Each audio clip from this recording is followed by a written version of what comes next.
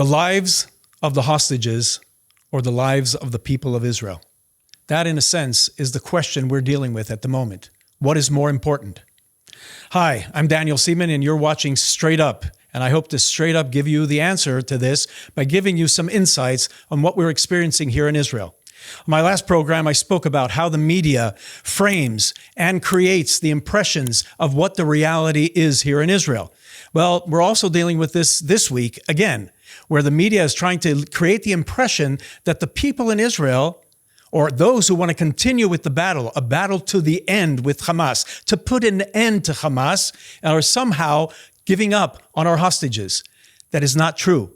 We are in an almost impossible situation here in Israel at the moment. Anything we do, yes, can endanger the lives of our hostages being held by Hamas. And Hamas is not a civilized organization. They're ruthless murderers who not only are endangering the lives of the Israelis they hold at the moment, but also want to cause separation and tensions within our society, to break up our society. Are they succeeding at this? Well, if you watch the media to a large degree, it may seem that way. But in reality, it's very much not true, because most Israelis understand what is at hand. Most Israelis have been and have understood for over 30 years the battle in which we've been engaged in, which finally erupted in its most extreme form on October 7th, 2023.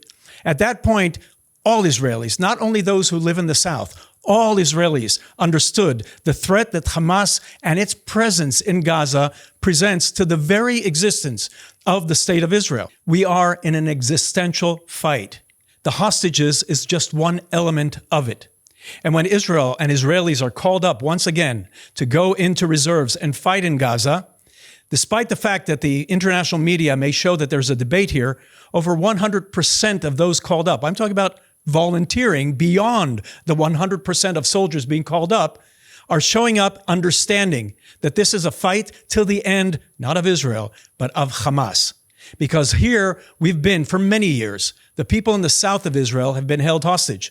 The south of Israel, the people in the towns, the villages, about 3/4 of Israel, if you include the north of Israel, was under threat of these terrorist organizations.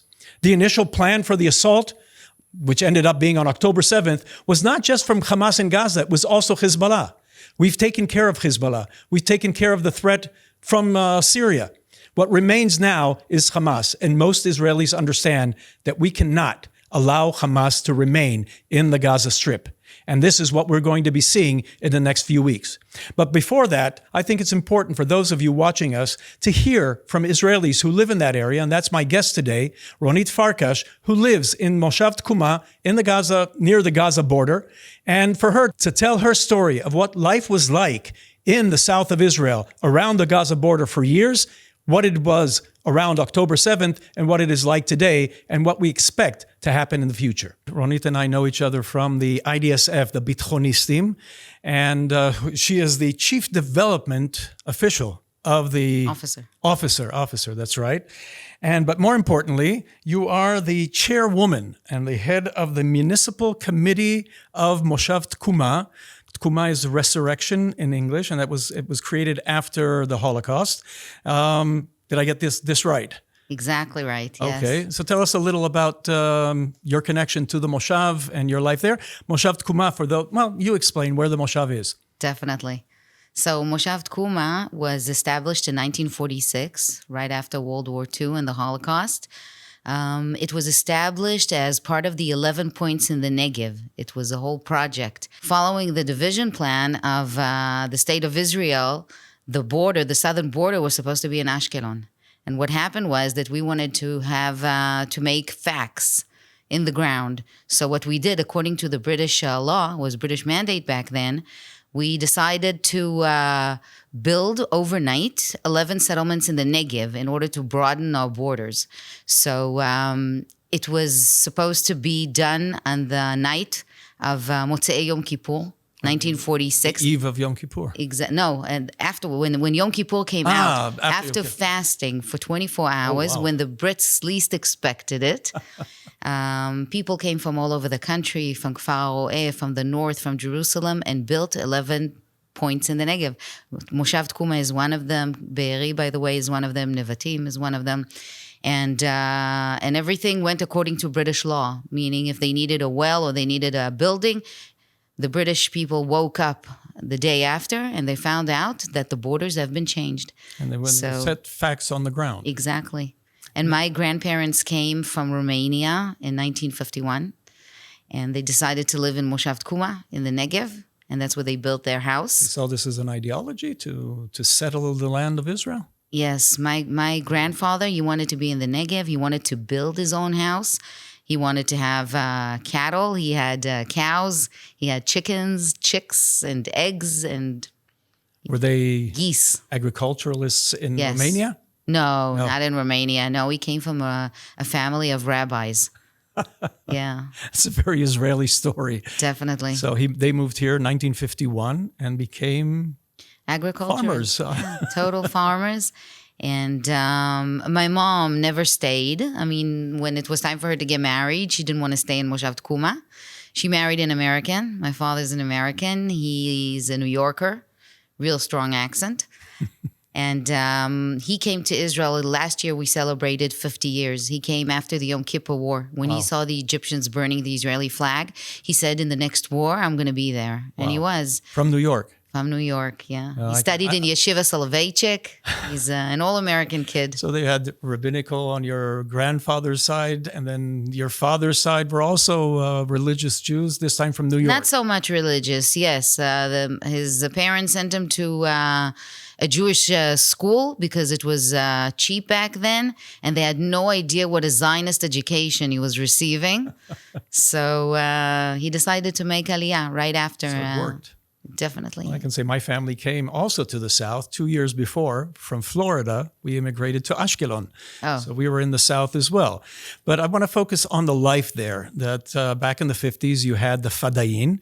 And I mention this so people realize this is nothing new. There was always an excuse. It's not the occupation. At that time in the 50s, we didn't occupy Gaza. It was under Egyptian control. And yet there were attacks along the South there. 1967, we took over the Gaza Strip.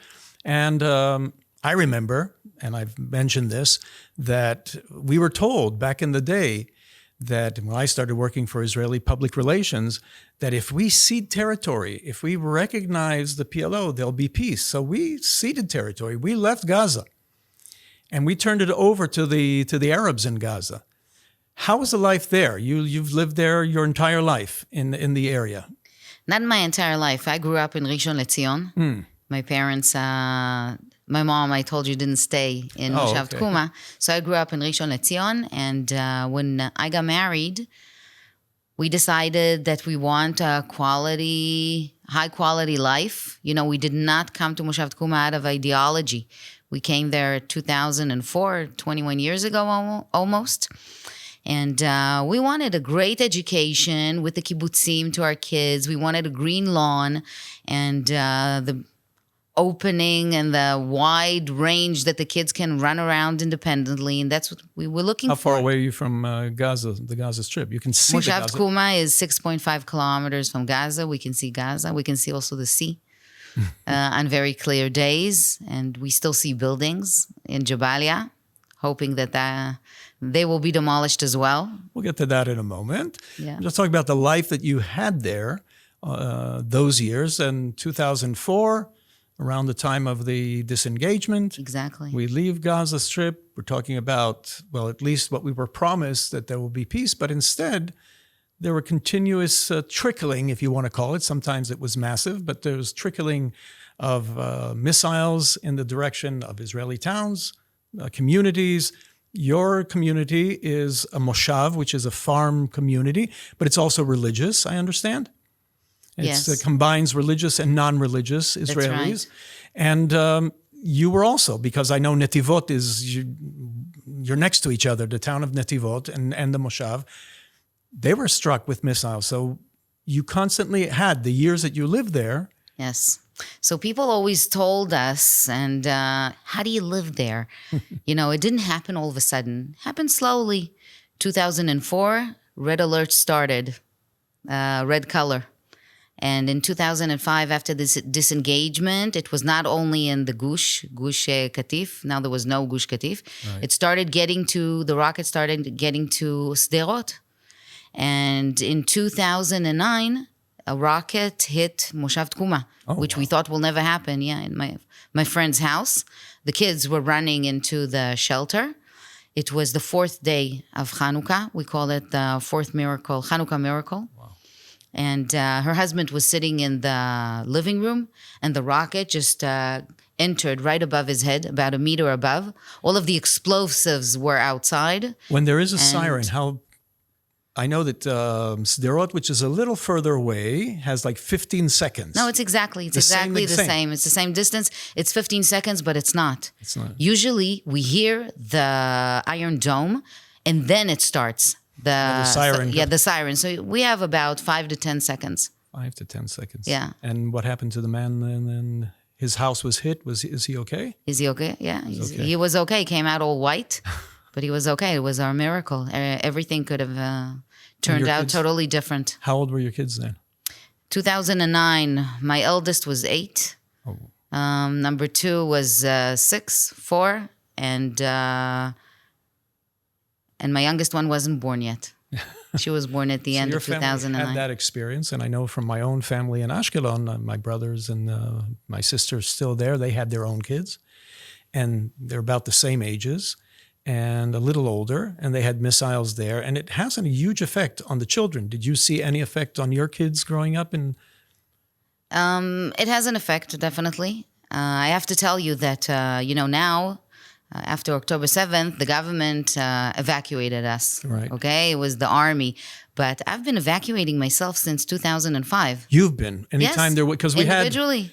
People don't realize, but in almost 20 years since we left the Gaza Strip, there were 17, besides the war, operations. 17 engagements because of violations of ceasefire. Yes. 17 of these different operations that could last from anywhere from a few days to a few weeks. That's right. And we did not have shelters back then. Right. We lived in Moshav Tkuma. We were renting. We did not build our house yet. We didn't have a shelter. So every time I took my kids, we packed them and we went to my in-laws or my sister-in-law. And I used to put the kids over there in kindergarten and in schools. Every time, they were older. Once kindergarten, then afterwards in school. And we used to wait until the army told us, okay, everything is over. In 2014, it was in July, August, Tzuk Eitan, Solid Rock.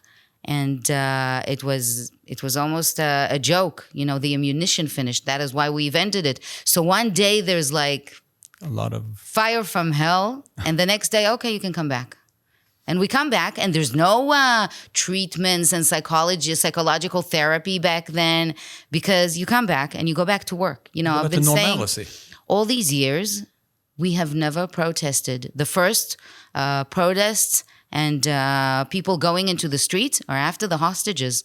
But we've never, we are 54 communities in surrounding the Gaza border. Not once did we go and protest and go to the Ayalon and set fires or even yell and scream. People just want to survive. People want to make a living. We want our kids to be in school. We want them to be educated. And that is it. And people don't understand when you talk about these rounds that we had, the several rounds, it can start, you can be going to work and the kids are at school, and it suddenly erupts.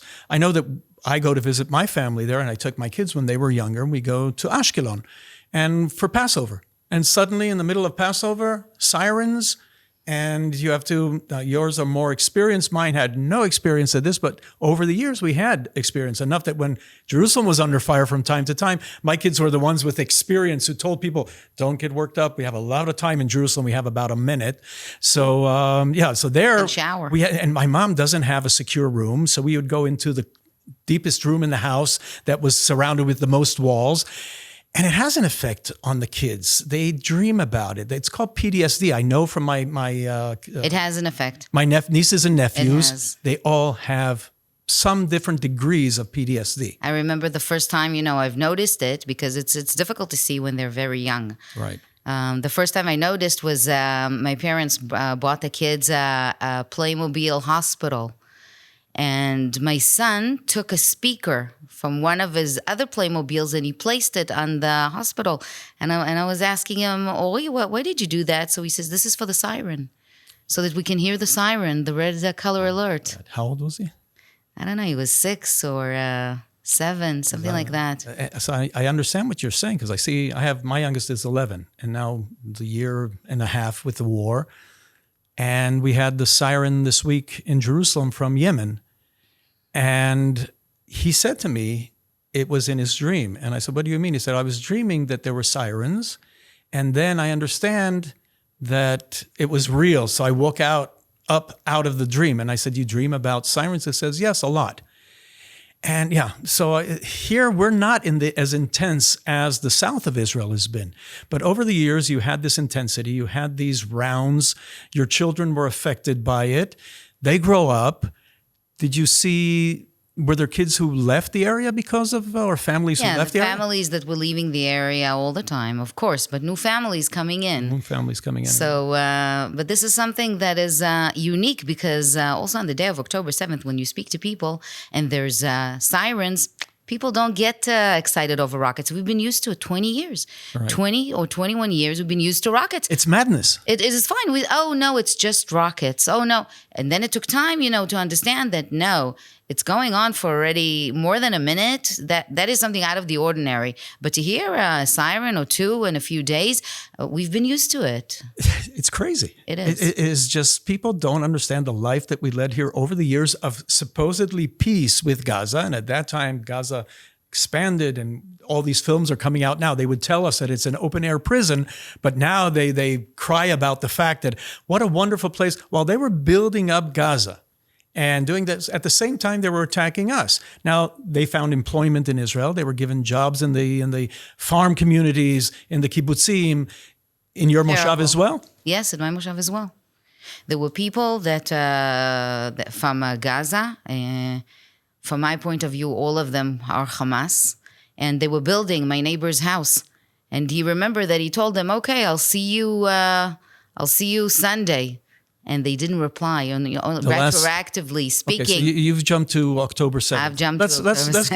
Let's go to October 7th. I wanted to give a little of the background so people understand that the normal life that people had there, which was absurd. It was absurd. We were the sacrifice, and I think the government, the army, they were willing to sacrifice us to gain peace, to gain quiet. It's not only the government and the army; it's people in Israel. And when I say Israel, when you get from the media all these demonstrators and what I was mentioning in my opening today about those who Israel shouldn't go back to war and we shouldn't defeat the Hamas, these are the people from the center of Israel who didn't experience. Now, we did from time to time, but most of the time they did not have the experiences that the people in the south of Israel had, who lived basically as people hostages. Don't know. Also now, people think that because now we don't have a chief of staff that says every single thing that happens in Gaza, people think that there's no war. Mm-hmm. So welcome to my reality. There is a big war. We haven't slept in like 2 months. All the time, there's bombings. You feel an elevator is falling next to your head. I woke up today at 5:40. People do not know. Let's hold on to that. We'll get to this. I want to go back to October 7th now. Yeah. I know from the stories I've heard you tell that you were walking around like you do every morning, taking the dogs for a walk, but something was different on October 7th. Yeah, so I'll start even from before. Okay. I'll start telling you that 5 years ago, the army took away the weapons of our response teams, of all the communities near the Gaza border. We used to have long weapons. Our response team is something unique to the borders of Israel. There's also now there's all over Israel, but before October 7th, there was next to Lebanon and also next to the Gaza border. If I'm not mistaken, also in Judea and Samaria. Yeah. And 5 years ago, the army decided to take away the weapons. So what does it leave you with? What is a response team? A response team is made of the commander, which he is an appointment from the army. He gets a salary directly from the army, and he has a vice. They both he's have like the security chief of the town. And he's of the community of my moshav. And he gathers around himself a group of volunteers. They can have a personal license for a personal weapon or not. They can just want to come and volunteer at the response team. And after the army took away the long weapons, we couldn't train anymore. It was ridiculous. What are we going to do? Throw oranges and lemons at each other? So it slowly disintegrated, the response team. And in other communities, I can tell you that closer to the border, the army took away the weapons, but they put it in an armory. And that is one of the main problems of this war. When October 7th came, many of the communities, by the time they got to the armory, like Faraza, 60% of the people from the response team were killed because they ambushed them. They waited. They knew where the armory was. Right, the armory. And they knew who was the commander of the response team. They waited next to his house.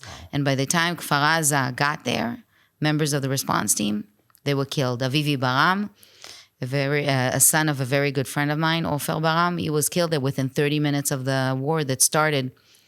So in Moshav Tkuma, what they did was they took away our weapons and put it at the base in Re'im. Re'im is 15 minutes away on Route 232, the blood route that day. We had no way to get there.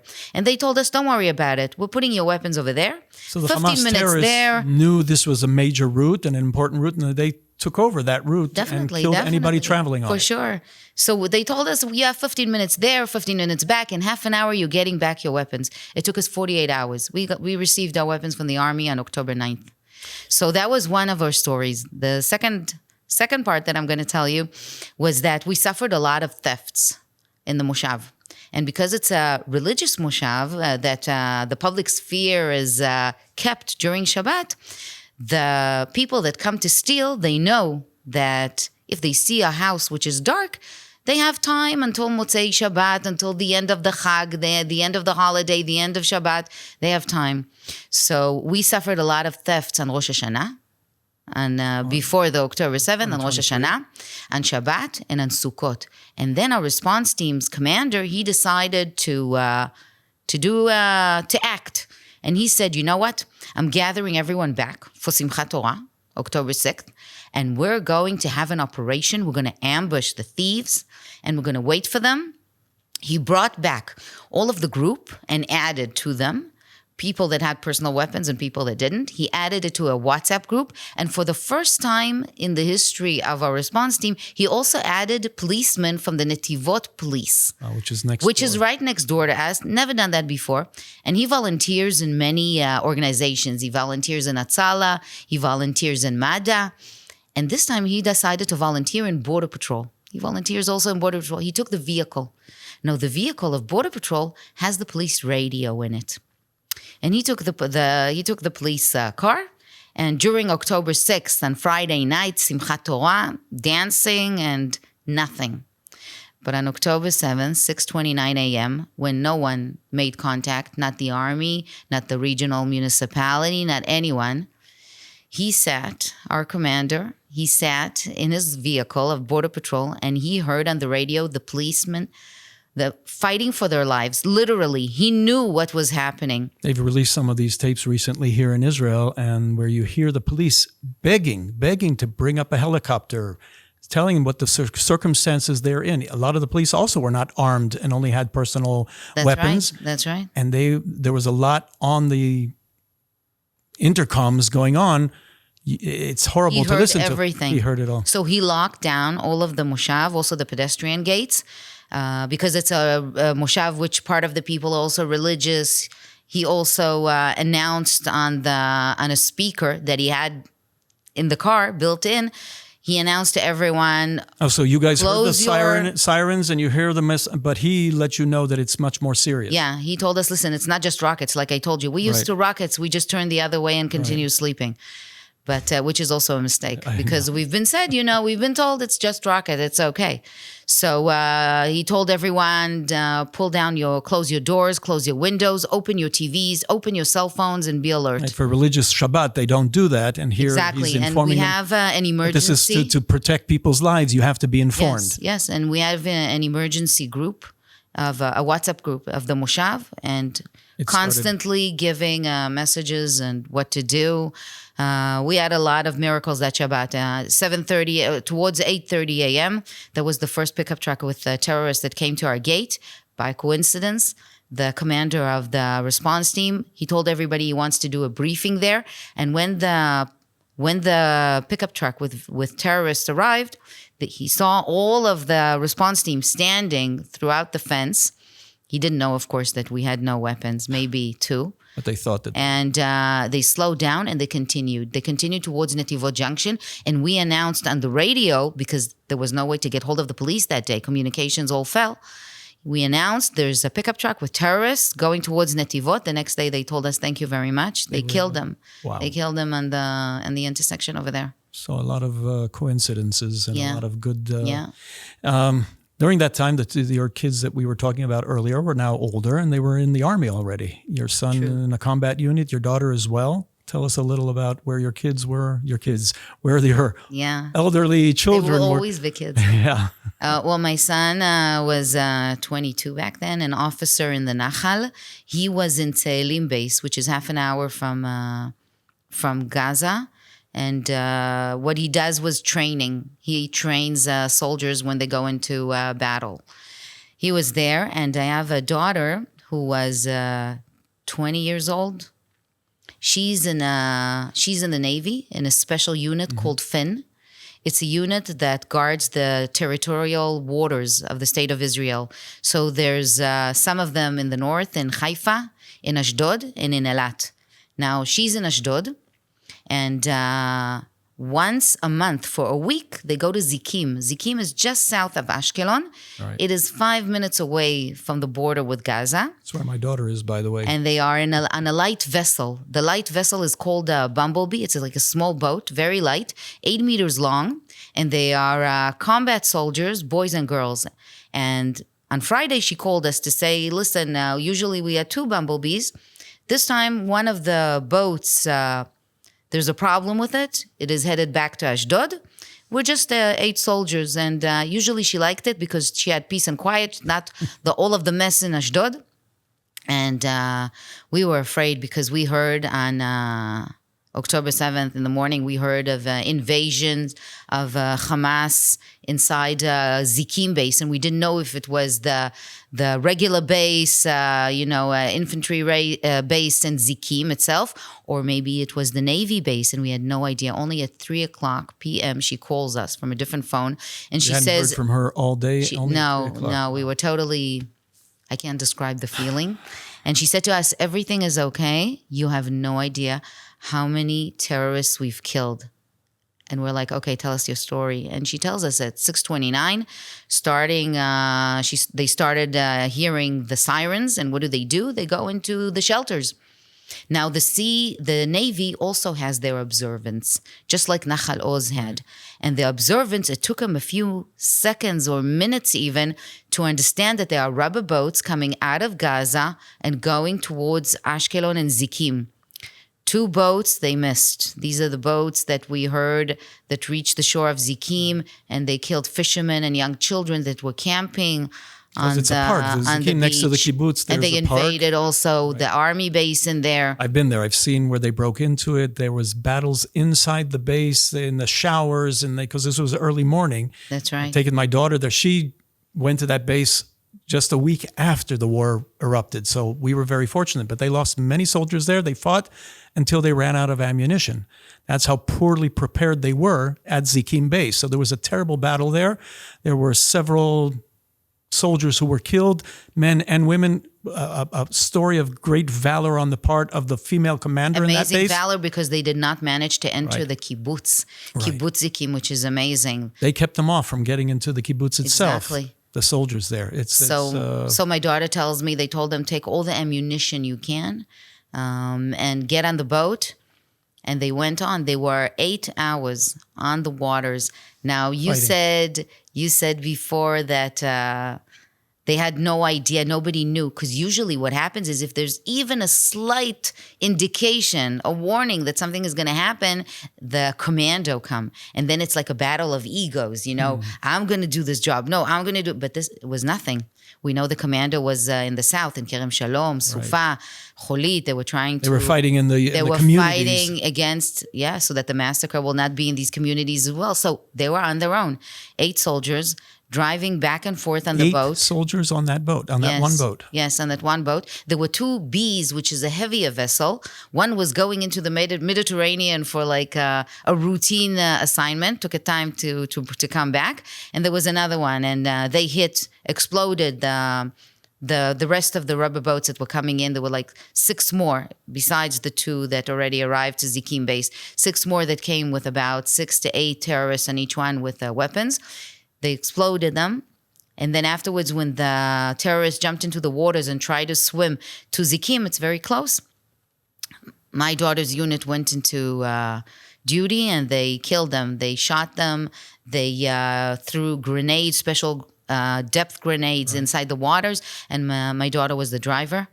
Whoever they didn't kill, she ran over. And then they took the bodies out of the propeller. And they went on like this for about 7-8 hours until all of the propellers almost whatever went means they dead. had at their disposal. And I can say from my family lives in Ashkelon. Without your daughter and her friends there, Ashkelon is a town now of 150,000 people. It's the biggest one, or the biggest south town in Israel.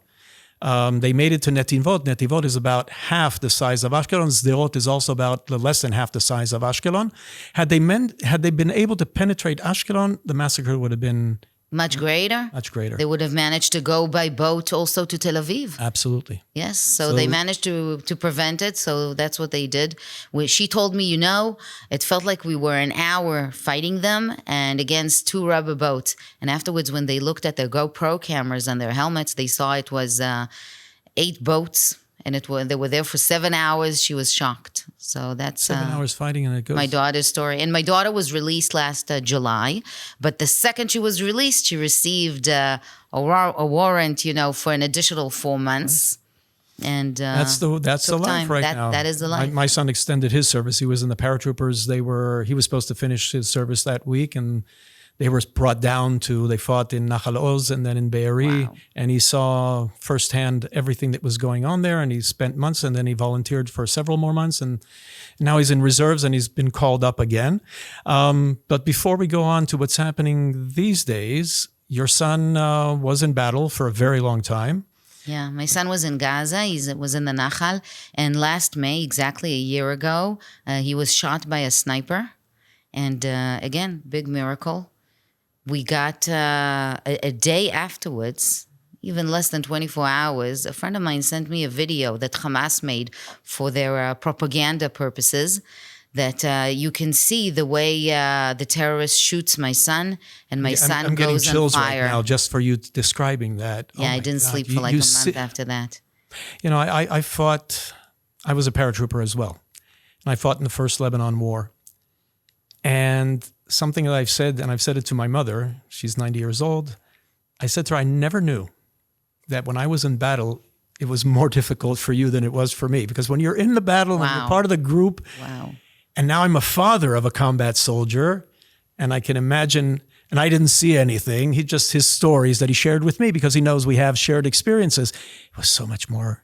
And your son, and now you live close to the border. Yeah, we live right I tell everyone, what's worse being a soldier, a mother to a soldier who serves in Gaza is a mother living in the Gaza parameter. I'm laughing, I just understand. Hearing all the time the helicopters, and we know already they're flying low, they're evacuating wounded, and it is terrible. We don't sleep in the night. We can't work during the day. It's just...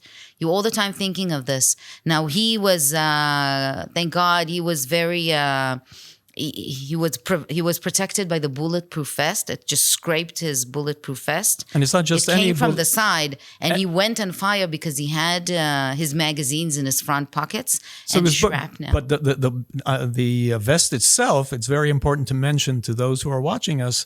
They were given these as. From a donation. Donations from abroad. True, yeah, definitely. So from IDSF. So it's not. Exactly. So people should understand their donations really helped. In this case, it's your son, and he. Yeah. So it was just burnt from the magazines that. And he had a lot of shrapnel. Now you don't take out shrapnel; it just oozes out. And 4 days later, he went back to Rafah, and I told him. Wait. 4 days later, he's burnt with severe wounds and shrapnel in his arm. And just so people understand. This shrapnel stays there, and I know this from friends of mine who were injured in Lebanon. Years later, they still had pieces of shrapnel coming up. He suffers from pain from there. So despite the pain, despite the serious, 4 days later, He's a commander. He's it's an not only because of officer. the miracle of our doctors, it's because of, I could say the he doctors said, were great. He said to us, listen, my soldiers are going into Rafah. They cannot go without their commander. And I told him, but Ori, how are you going to hold even the weapon? You've got shrapnel. Your arm is all... I'm laughing because I can imagine me being a father saying the same thing. You've got holes in your arm. And he said to me, the commander with the division right next to me, he's going in with a broken leg. Are you kidding me? I'm not going to go with a little bit of shrapnel in my arm. And he went and he was there. And how many stories do we know of kids like that? Isn't it amazing, this generation? Endless. This generation is we've done something. blessing. We've done something right. Blessing. Politically, we screwed up everything. Doesn't matter if we're right wing, left wing. We gave them a very screwed up situation, but we brought them up right. We brought these kids up that amazing what they're doing and the bravery and the understanding of what we're doing here in Israel. And this is, I mention this because now these days, my son, I know he was with his girlfriend. They were in Santorini and they came back yesterday and he's going into reserves. He was called up again. I assume your son is being called up. So my son was released a week and a half ago. And he already was accepted to be like a counselor in a summer camp in Berkshire. Wow. And he already had vaccinations because he said afterwards he's going to South America. And he bought a plane ticket for 26th of May this month. And on Sunday, he got his subpoena, his warrant, call-up, Tzav Shmone. the call-up. And he's supposed to be in the Jordan Valley. He's leaving tomorrow. And he didn't say no. Never. And his friends? His friends, I don't know. He said, because I know from my son's unit. My son's unit is the unit I served in reserves also. So we have the old guys. We have our WhatsApp group. And we're saying, because we're helping out. And they have over 100% of the soldiers. His sergeant called him to ask him when is he coming. His sergeant is 42 years old from Shiloh with 6 kids. Oh, wow. Which is amazing. Yeah. The turnout of combat soldiers is 95%. I saw this morning. With them. But I know that in my son's unit, 102%. Guys who weren't called up because they were too old were volunteering. Yeah, they turn up. Amazing. And they said, we'll do anything. And I asked them about me. I'm over 60. He said, no, over 60, there could be medical problems they don't want to deal with. And, my husband is 51 now. Oh, that's right. Your husband as well. And he's since October 7th in the Gaza division. He's volunteering? He's volunteering, and he's in charge of logistics and to take care of the safety of the soldiers. It started with bases surrounding Gaza. Now we have bases inside of Gaza. So he goes almost on a daily basis to Rafah and the areas, the safer areas. He's not a fighter. So we can laugh about this because it's a way of dealing with it, to be amused, but we know it's serious. There's a lot of talk that Israel shouldn't continue. We should sign an agreement. Not that Hamas is offering us any agreement, but people are talking very few people. The people who live in the South, I can speak for my relatives, from my family in Ashkelon, they want to hear about it. As far as they're concerned, and by the way, I know this from working on behalf of Israel for many years, that anytime we had one of these rounds in Gaza, the people in the south of Israel kept telling the government, no ceasefire, finish it for once and for all. Now, we're in this for a year and a half. I don't think that attitude has changed. I think that people in the South, I know my family, I know the people I know in Ashkelon that I grew up with that are still there. No, they want it to end for once and for all. Do you hear the same thing? Yes, I think that getting out of Gaza is a death penalty to all of the communities around. Soldiers, we're in touch with a lot of soldiers because they come and they eat with us and we take care of them. We get them a little bit of equipment, but we see a lot of soldiers in the area, and soldiers inside tell us, when we left for the ceasefire, the Hamas managed to get stronger from nothing, from a few weeks. They took our explosives and they made bombs themselves. If we get out of Gaza, within 7 days, they can have another 7th of October. Right. No problem about that. So if you leave for even longer, we've been there, we tried it, finish it off this time. And I really hope that this time This is what the Chief of Staff, Eyal Zamir, is about to do. Just end it. Right. And the You know, government is even saying the people same that thing. were in favor of the disengagement and they said, no, the people in Gaza, they just want prosperity. They want to make a living. They just want to get out, and no, there isn't one which is innocent. And also the small children, if they're being educated from day one that Jews should be killed, then And they're what still should we saying it. expect? They're Exactly.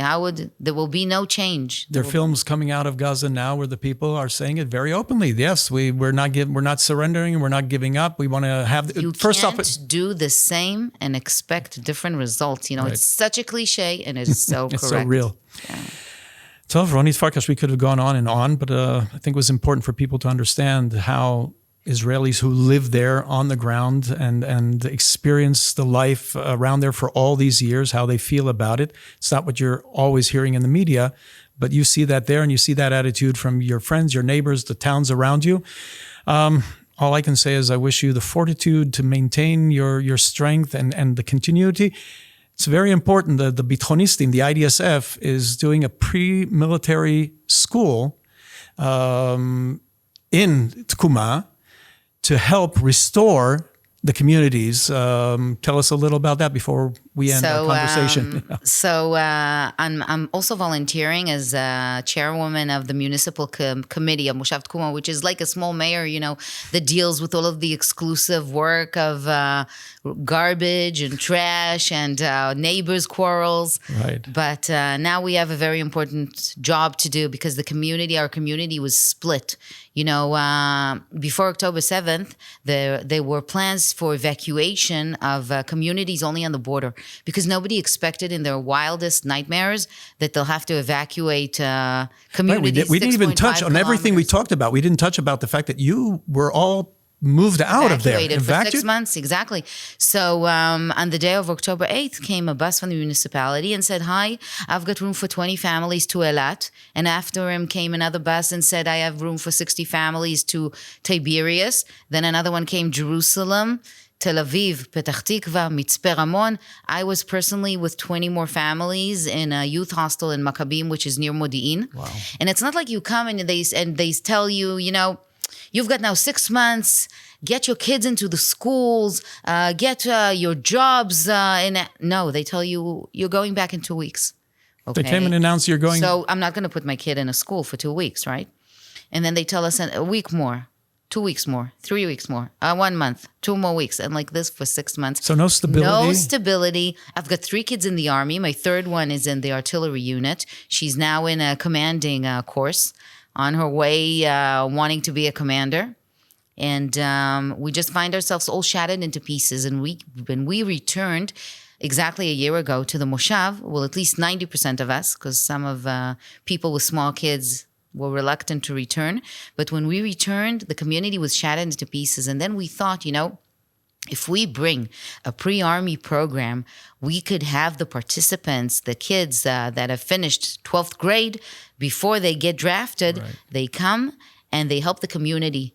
They will be in a learning center because our kids are suffering from immense educational gaps. Right. And they're going to help the agriculturists, the farmers with the crops. They're going to help with the elderly who are very lonely when their families did not return. And they're going to be a major force. So that is the plus for Tkuma. On Bitonistim, on IDSF side, we need to raise the next generation of commanders, of leadership in Israel, which do not suffer of various conceptions, which know exactly the national security needs of Israel in order to ensure Israel's security for generations, not for 10 years or 20 years, for generations. So this is what we're doing now. So that's not only helping out with the communities and restoring them and rebuilding and helping out with the kids to grow and the elderly who are lonely. A lot of these aspects of the war that people aren't familiar with, but it's also educating them and bringing them to understand what their role in the army is going to be for these kids. Exactly, and it's very important, and it's going to be a 6-month program, and in the latter 6 months that are remaining, we're going to open an American pre-army program for not just Americans, but for all English speakers that want to come and be drafted into the army. So we're going to make sure of their aliyah process, immigration. We're going to teach them everything they need.